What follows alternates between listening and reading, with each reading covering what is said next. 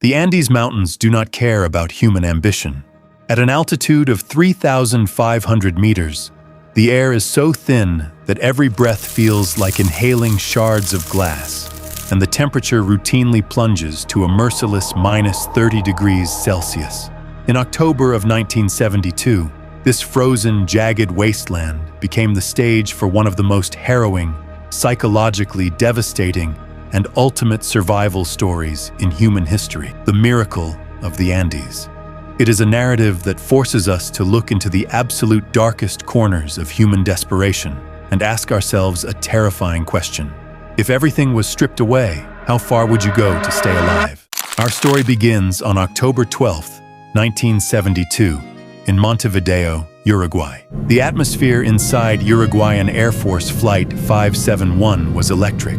A young, tight-knit amateur rugby team, the Old Christians Club, had chartered the twin-engine turboprop Fairchild FH227D to fly across the imposing Andes mountain range to Santiago, Chile, for an exhibition match. Along with the players were their friends, family members, and passionate supporters. In total, 45 souls boarded the aircraft, laughing, singing, and completely oblivious to the fact that they were flying directly into a geographical trap.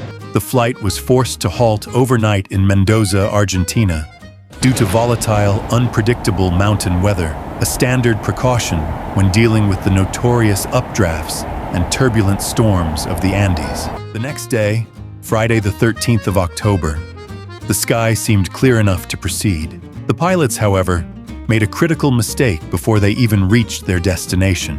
Navigating the Andes in 1972 relied heavily on dead reckoning and radio beacons, as instrument navigation was primitive compared to modern standards. Due to heavy cloud cover obscuring the peaks, the pilots mistakenly calculated their position based on time and speed rather than visual confirmation. Believing they had already cleared the massive mountain spine and reached Curacao, Chile, the pilot contacted air traffic control and requested permission to descend. In reality, the plane was still surrounded by giant, hidden stone peaks. As the aircraft plunged down into the thick mist, it suddenly dropped into a massive pocket of turbulence.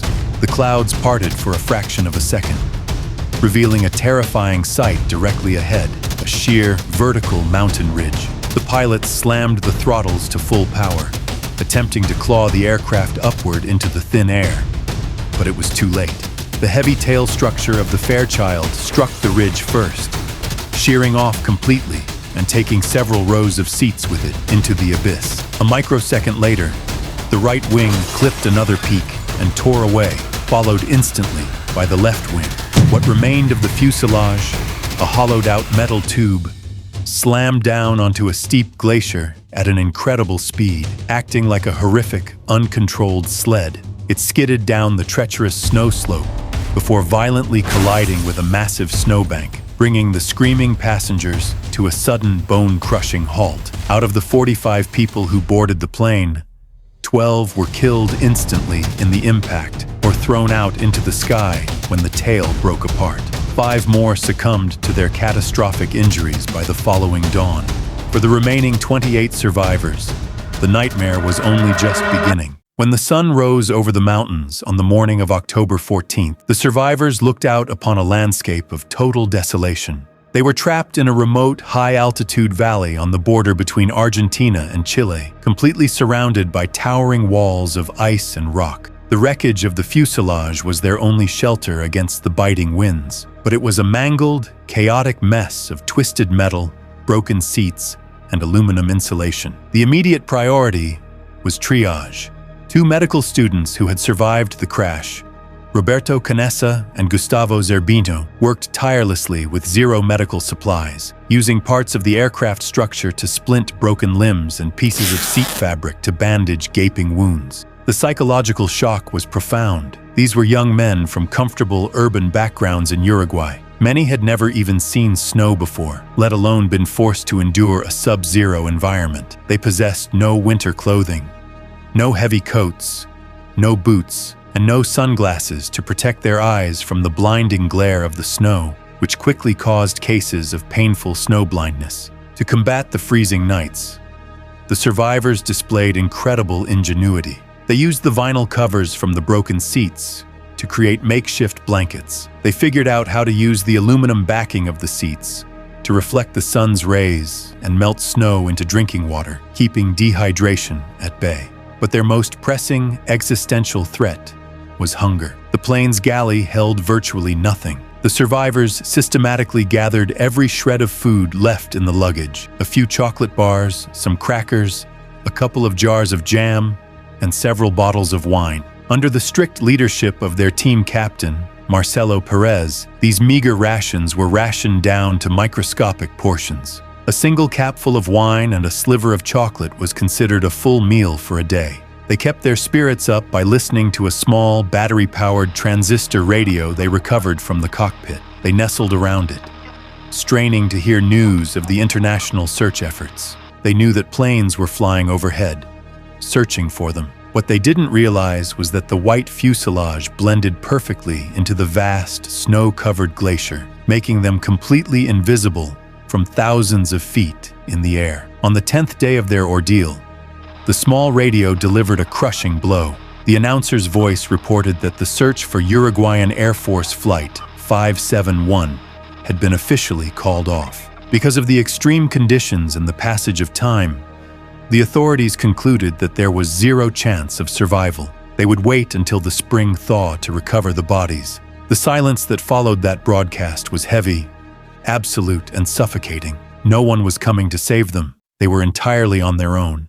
With the search called off and the remaining rations completely exhausted, the group faced a slow, agonizing death by starvation. The human body, when deprived of nutrients, begins to consume its own muscle tissue and fat reserves to keep the brain and heart functioning. Within days, the survivors were weak, lithoyant, and skeletal. It was during this dark hour that the most controversial, emotionally devastating decision had to be made. The frozen snow outside the fuselage contained the only source of organic matter for hundreds of miles: the bodies of their dead friends, teammates, and family members. Because of the intense, freezing temperatures, the corpses had been perfectly preserved by the snow. The survivors began to talk about the unthinkable in hushed, tense conversations inside the dark fuselage. For days, many resisted. They were devoutly religious, and the concept of cannibalism carried an intense, insurmountable psychological barrier. It violated every societal law,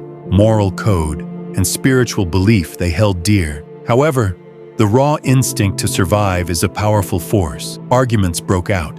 Some compared the act to a form of communion, suggesting that if they died, they would gladly offer their own bodies so that their friends could live. Others realized that to refuse was to choose suicide, which went against their deeply ingrained faith. Slowly, a collective, agonizing agreement was reached. A few of the strongest survivors volunteered to step outside into the snow to perform the grim task, ensuring that the others would not have to know whose body was being used. They used shards of broken glass from the plane windows as makeshift tools. Taking that first bite required an act of sheer, terrifying willpower. Some vomited. Others wept openly as they swallowed the small strips of frozen flesh. But as the nutrients entered their systems, a grim realization settled over the camp. This was the price of life. To live meant crossing a forbidden threshold, and there was no turning back. Just as the group began to establish a fragile routine of survival, nature struck another devastating blow. On the night of October 29th, while the survivors lay huddled together inside the cramped fuselage trying to sleep, a massive avalanche roared down the mountain peak above them. Without warning, a wall of dense, heavy snow slammed into the wreckage, completely filling the metal tube and burying the sleeping survivors alive. In the pitch-black darkness beneath the snow, a chaotic struggle for air began. Nando Parado, who had spent the first few days of the crash in a coma due to a skull fracture, managed to punch a hole through the snow near his face to breathe. Others were not so lucky. Those who could move frantically dug through the compact snow with their bare hands, trying to pull their companions out before they suffocated. Despite their desperate efforts, 8 people died that night, including their team captain, Marcelo Perez. The avalanche trapped the remaining survivors inside the buried, suffocatingly tight metal tube for 3 agonizing days. They were forced to exist in a living tomb, unable to stand, surrounded by the freshly deceased bodies of those who had just been sitting beside them. To survive those 3 days, they had no choice but to consume the flesh of the people who had died right next to them in the dark. When they finally managed to dig an escape tunnel through the cockpit window and step back onto the surface, the group was fractured, weak, and severely reduced in number. Out of the 28 who had survived the initial crash, only 19 were left alive. The avalanche destroyed whatever illusion of safety the fuselage provided. They realized that the mountain was actively trying to kill them, and staying in the valley meant waiting for an inevitable death. If they wanted to see their families again, they would have to find a way out themselves. A small group of the fittest survivors, Nando Parado, Roberto Canessa, and Vicentin, were chosen to become an expeditionary team. They were given extra food rations and the best clothing available to build up their strength. Using their incredible resourcefulness, the group used the insulation material from the plane's tail section to stitch together a large, crude, waterproof sleeping bag using copper wiring as a needle. This sleeping bag would be their only defense against the lethal nighttime temperatures once they left the shelter of the wreckage. They waited weeks for the brutal winter weather to break, watching the skies for a window of opportunity. By early December, the sun began to melt the snow slightly, revealing the true gravity of their situation. On December 12th, exactly 2 months after the crash, the expeditionaries knew it was time.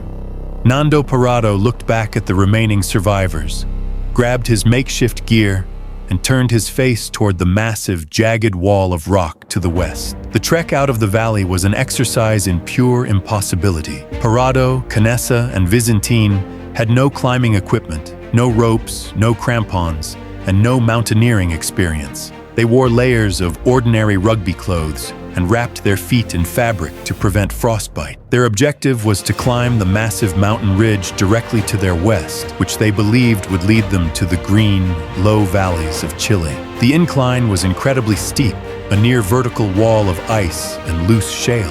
Every step forward required them to kick their shoes into the hard crust of the snow, using their fingers to claw their way upward. The physical toll was immense.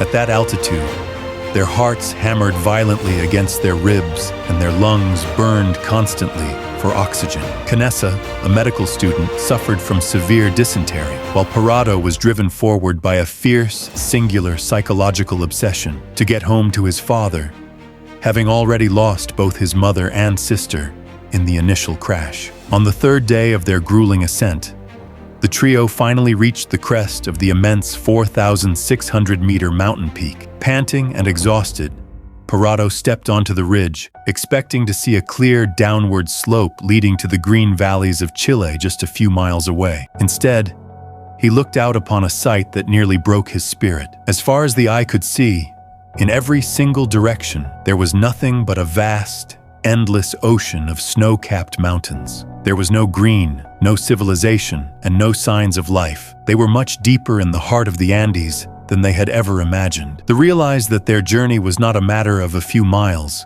It was a journey of massive, life-threatening distances. Realizing their food rations would never sustain 3 people for a journey of that scale, they made a strategic decision. Vicentin gave his remaining food to Parado and Canessa, and used a piece of aircraft plastic to slide back down the mountain to the fuselage, informing the others that the expedition was still moving forward. Parado and Canessa were now entirely alone on the roof of the world. Turning their backs on the wreckage, they began walking west into the unknown. For days, they hiked through deep snow, navigated deep crevices, and descended into rocky canyons. As they lost altitude, the snow slowly began to thin out, giving way to rough shale, and eventually, a small, trickling stream of melted glacial water. On the 8th day of their trek, the landscape changed dramatically. The snow disappeared completely, replaced by rough mountain vegetation. They spotted human signs, a discarded tin can, a fence post, and eventually, a small herd of cows grazing in a valley. On December 21st, after hiking for 10 consecutive days, and covering roughly 60 kilometers of the most brutal terrain on Earth, the 2 men collapsed from sheer exhaustion on the banks of the roaring Rio Azufre. Through the evening mist, Gerardo looked across the rushing river and spotted a figure on horseback, a Chilean livestock herder named Sergio Catalan. Too weak to scream over the roar of the water, Gerardo fell to his knees and tied a piece of charcoal to a rock, wrapping it in a note and threw it across the river. Catalan picked up the rock, unrolled the paper, and read the frantic words written upon it. "I come from a plane that fell in the mountains. I am Uruguayan. We have been walking for 10 days. In the plane, there are still 14 injured people. We need to get out of here quickly, and we don't know how. Please come look for us." Sergio Catalan did not hesitate. He rode his horse for hours to the nearest military outpost, setting off a massive chain reaction that shocked the world. On December 22, 1972, the sound of rhythmic thumping echoes reverberated through the remote alpine valley, where the remaining survivors waited. 2 search and rescue helicopters lifted off from the foothills, guided by Nando Parrado, who sat in the co-pilot's seat despite his complete physical exhaustion. When the helicopters finally hovered over the crash site, the survivors scrambled out of the broken fuselage, weeping, hugging, and waving their arms in absolute disbelief. They were skeletal, bearded, and covered in filth, but they were alive. Due to treacherous cloud conditions and weight limits, the rescue had to be split over 2 days. The final survivors were pulled off the glacier on December 23rd, exactly 72 days after Uruguayan Air Force Flight 571 disappeared from radar. Out of the 45 people who boarded that plane in Montevideo, only 16 survived to tell the tale.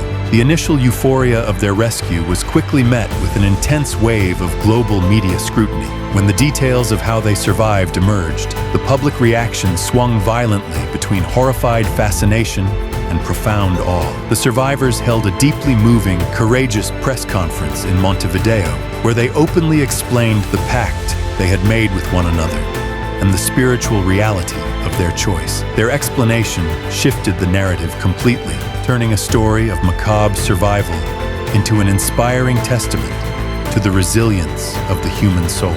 The 72-day ordeal in the Andes remains the definitive case study in extreme human survival. It demonstrates that when human beings are pushed past the absolute brink of existence, stripped of every modern luxury, and faced with certain death, the will to live can overcome any obstacle, scale any mountain, and cross any boundary.